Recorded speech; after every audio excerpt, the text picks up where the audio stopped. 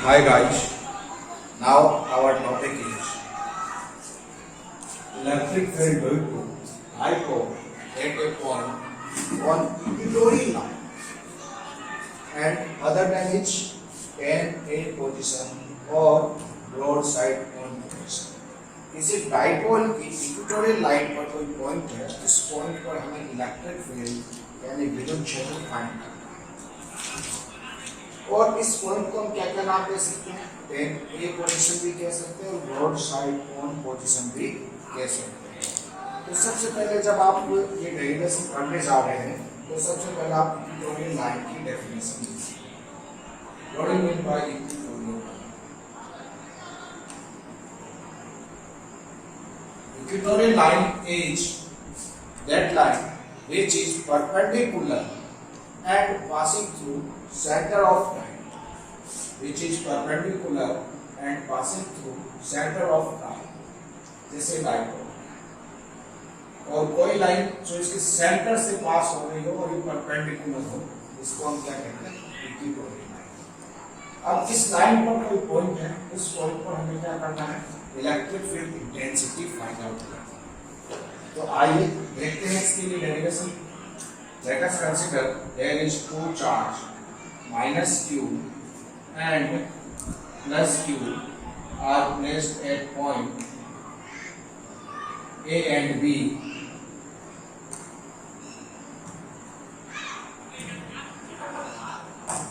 and distance between them is 2. O is the same। अब ये कोई इक्वेटोरियल लाइन, ये पॉइंट भी हमारा इस लाइन पर है, मान लेते हैं यहाँ पर ऊपर भी हो सकता है, नीचे भी हो सकता है, टाइम पर भी हम इसको इस बी पॉइंट पर electric field intensity. So first we calculate electric field intensity. Electric field at point P due to minus q charge. अब P पॉइंट पर हमें electric field intensity find out करनी है, तो पहले हम इस माइनस q चार्ज के कारण करेंगे, फिर इस प्लस q चार्ज के कारण, फिर दोनों का हम नेट निकालेंगे। नेट कैसे निकालेंगे? वेक्टर सम करके या फिर by using law of parallelogram, because electric field is a vector. तो देखिए यहाँ से इसकी डिस्टेंस कितनी होगी?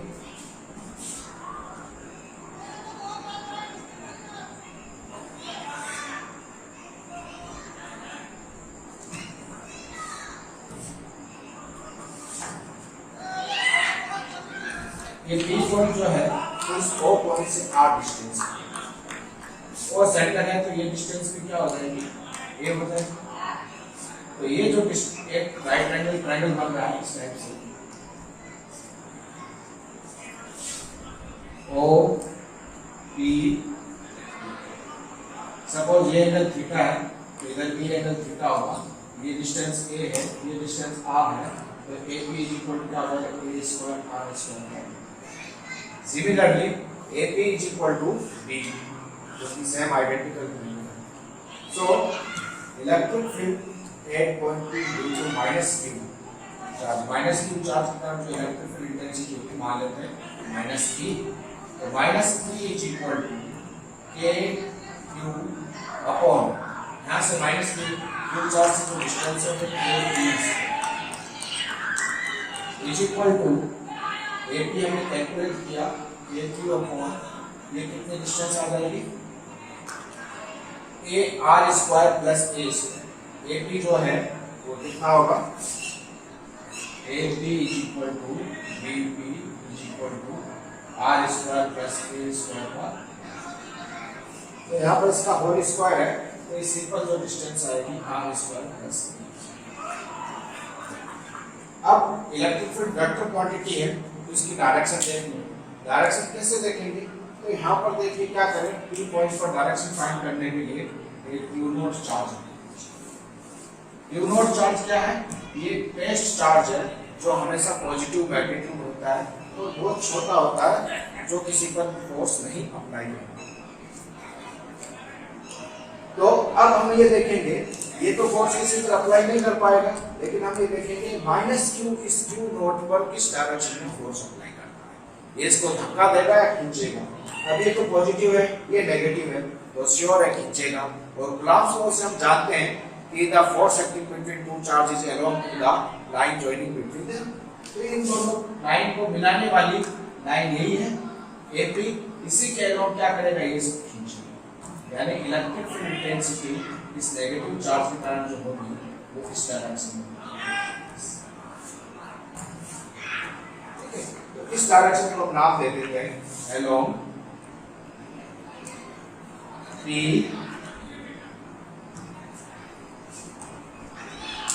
अब नेक्स्ट माइनस चार्ज के कारण फाइंड करनी है, तो प्लस चार्ज के कारण भी फाइंड करें। Electric field at point P due two plus Q charge.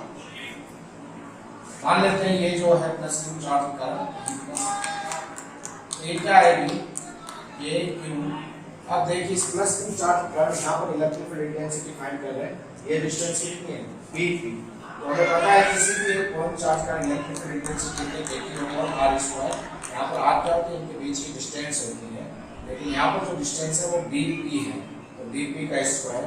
और ये dp हमने कैलकुलेट की है, dq अपॉन dp जो है वो r² प्लस a² के इक्वल है, और इसका रूट है। यहाँ पर हमने dp जो कैलकुलेट की है, देखिए यहाँ पर क्या है, r² प्लस a² का रूट है, और इसका स्क्वायर करेंगे तो यहाँ पर क्या आ जाएगा, रूट हट जाएगा, ये आएगा r² प्लस a²। और अब हमें इसकी डायरेक्शन देखनी, तो देखिए यहाँ पर वापस एक q नोट चार्ज रखा, और अब देखिए plus q charge q note charge पर फोर्स किस डायरेक्शन में लगा। तो देखिए ये भी प्लस है, तो क्या करेगा, धक्का देगा, और धक्का किधर देगा, along to the line joining both charge, यानी इस डायरेक्शन में धक्का देगा। यानी ये डायरेक्शन क्या होगी, इस प्लस चार्ज के कारण इलेक्ट्रिक फील्ड की डायरेक्शन, यानी ये इसको क्या करेगा, दूर धक्का देगा। तो यहाँ पर हम इसको डायरेक्शन लिखना चाहें, डायरेक्शन किधर होगी, अलोंग BP, अलोंग BP, या फिर यहाँ पर कोई पॉइंट लिख देते हैं D। तो यहाँ पर हम क्या लिख सकते हैं, अलोंग BP, या वहां पर पॉइंट नाम देना चाहो तो ये भी लिख सकते हो B। ये इसकी डायरेक्शन। अब P पॉइंट पर दो इलेक्ट्रिक फील्ड है, एक E माइनस है और एक E प्लस है। अब इनका हमें क्या करना है, रिजल्टेंट निकालना है। तो रिजल्टेंट निकालने के लिए देखिए कैसे निकालेंगे। अब इनका हमें क्या करना है, इनका रिजल्टेंट निकालने के लिए हम लॉ ऑफ पैरेललोग्राम को यूज करेंगे। क्या करेंगे, लॉ ऑफ पैरेललोग्राम को यूज करके निकाल सकते हैं। और दूसरा तरीका है कि हम इनके कंपोनेंट करके भी निकाल सकते हैं। पहले हम लॉ ऑफ पैरेललोग्राम को यूज करके इनका रिजल्टेंट निकालते हैं। तो देखिए ये जो एक्सिस है, इस एक्सिस के पैरेलल हमने एक लाइन को दूसरी एक्सिस को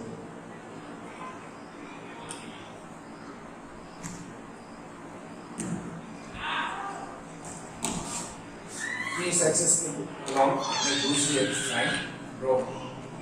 तो अब यहां से देखिए ये एंगल थीटा होगा, तो ये एंगल z बन रहा है, तो ये एंगल में क्या होगा, थीटा।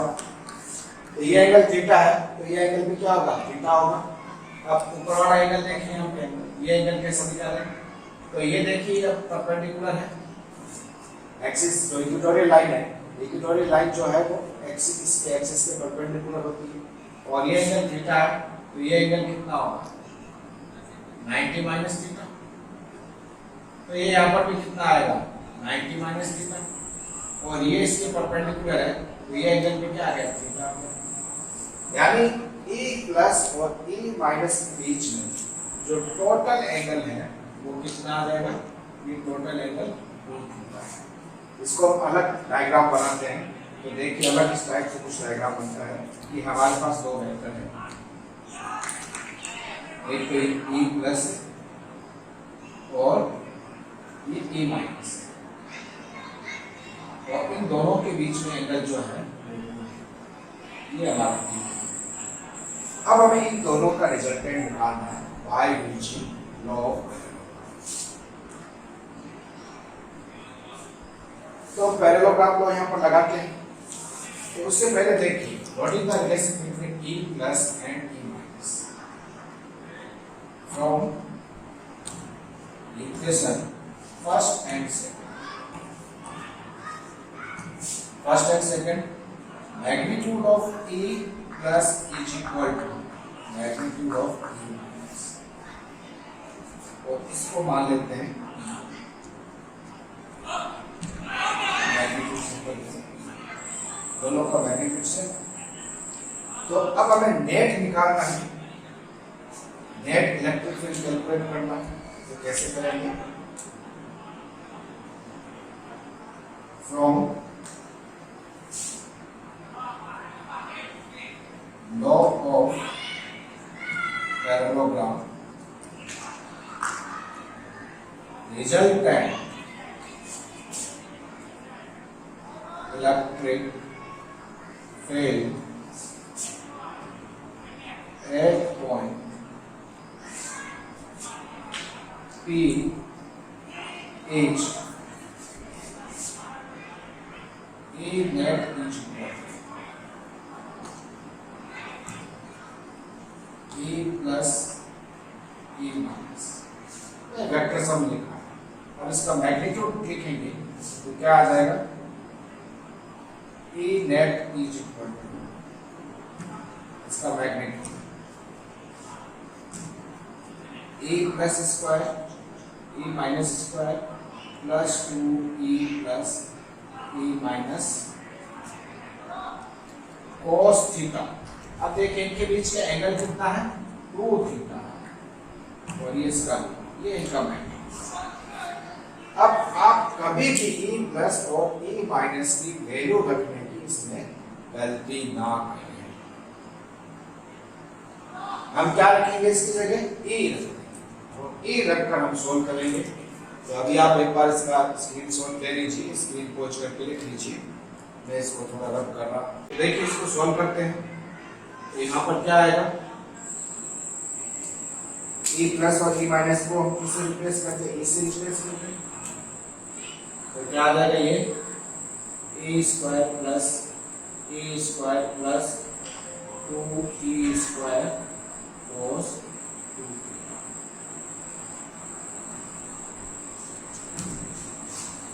और देखिए यहाँ से E स्क्वायर और E square 2E square 2E square plus 2E square cos theta और इसका रूट। ये अब इसको किनारे सॉल्व करना है। तो यहाँ से 2E स्क्वायर कॉमन ले लेंगे तो क्या बचेगा? 1 plus cos 2 theta 1 plus cos 2 theta. तो इसको हम यहाँ पर लिख दें is equal to 2E square 1 plus cos 2 theta. अब आप देखिए नेक्स्ट का फॉर्मूला है 1 प्लस कोस 2 थीटा का। तो ये अभी आप नेक्स्ट के अंदर पढ़ेंगे तो ये होता है 2 cos square 2 theta by actually क्या होता है 1 plus cos theta is equal to 2 cos square theta by 2 होता है। लेकिन हमारा ऑलरेडी यहाँ पर 2 थीटा है तो 2 थीटा का हम आधा करेंगे तो कितना आ जाएगा? 2 कोस स्क्वायर थीटा क्या आ जाएगा? 2 कोस स्क्वायर थीटा। तो यहाँ पर हमारा एक्सप्रेशन बन जाएगा 2E square multiplied by 2 cos square theta and 2। तो यहाँ से 2 को 2 से मल्टीप्लाई करेंगे 4 आ जाएगा। तो ये 4E स्क्वायर कोस स्क्वायर थीटा बनेगा। तो ये 4E स्क्वायर कोस स्क्वायर थीटा और इसका स्क्वायर। तो अब देखिए सभी क्या है? इसको हम लिख सकते हैं 2E कोस थीटा का होल स्क्वायर और उसका स्क्वायर। तो ये हमारे पास आ जाएगा 2E कोस थीटा। यानी हमारे पास नेट इलेक्ट्रिक फील्ड जो आएगा वो क्या आएगा? 2E cos theta. और E क्या है हमारा? ये। अब स्क्रीन खोज करके लिख लीजिए। तो सॉल्व करने पर हमारे पास आया था E net is equal to 2e cos theta. E की वैल्यू हमें पता है a Q upon are square A square. Theta हमने इस एंगल के अंदर ये लिया, तो यहाँ से कोई सा भी एक एंगल ले लें। ये हमारा एंगल थीटा था और ये ओ ये पी, तो यहाँ से cos थीटा कैलकुलेट करें।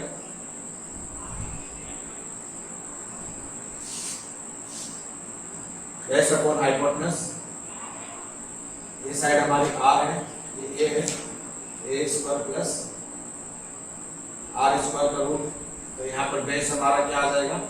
Here, base is a and hypotenuse is a upon the square root of r square plus a square. So, cos theta is equal to a upon the square root of r square plus a square. तो हम क्या करें? E net के अंदर ई और cos theta की value put करें। ई का मैग्नीट्यूड तो हमने देख लिया, a Q upon are square plus A square है, तो 2 multiplied by a Q upon are square plus A multiplied by cos theta. cos theta कितना है? a upon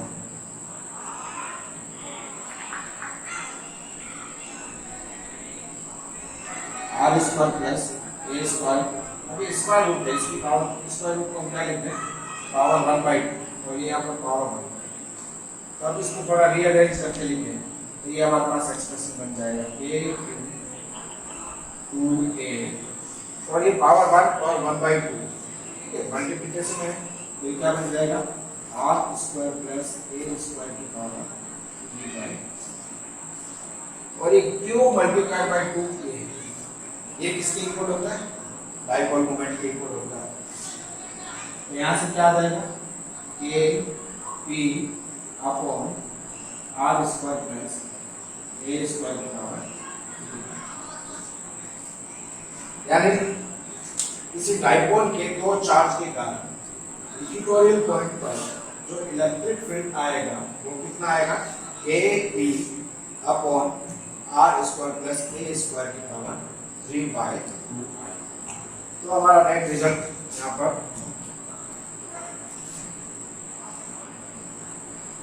E net is equal to kp upon r square plus a square की power 3/2। This is the net. अब इसकी direction देखते हैं। तो हमारे पास यहाँ पर E नेट आया था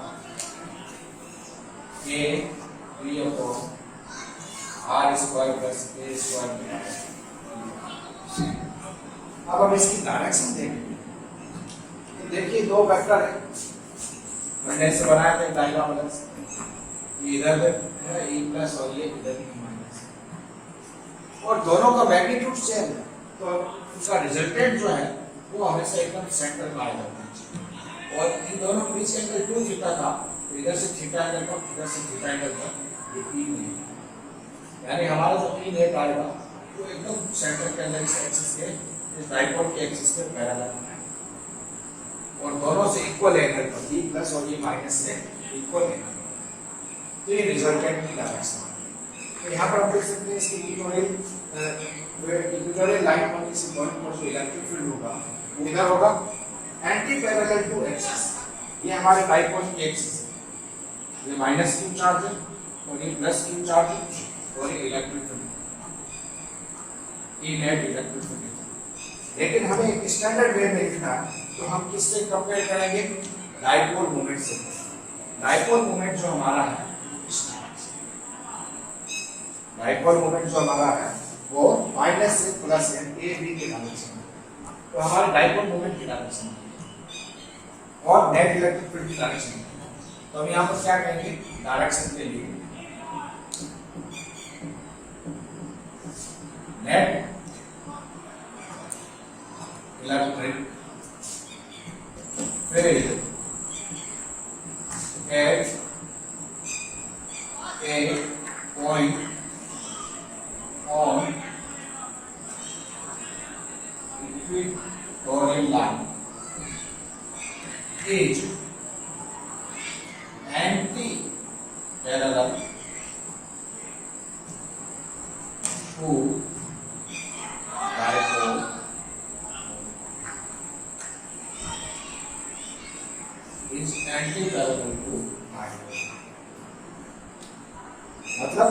पैरेलल है लेकिन अपोजिट डायरेक्शन, यानी दोनों के बीच में जो एंगल होगा वो 180।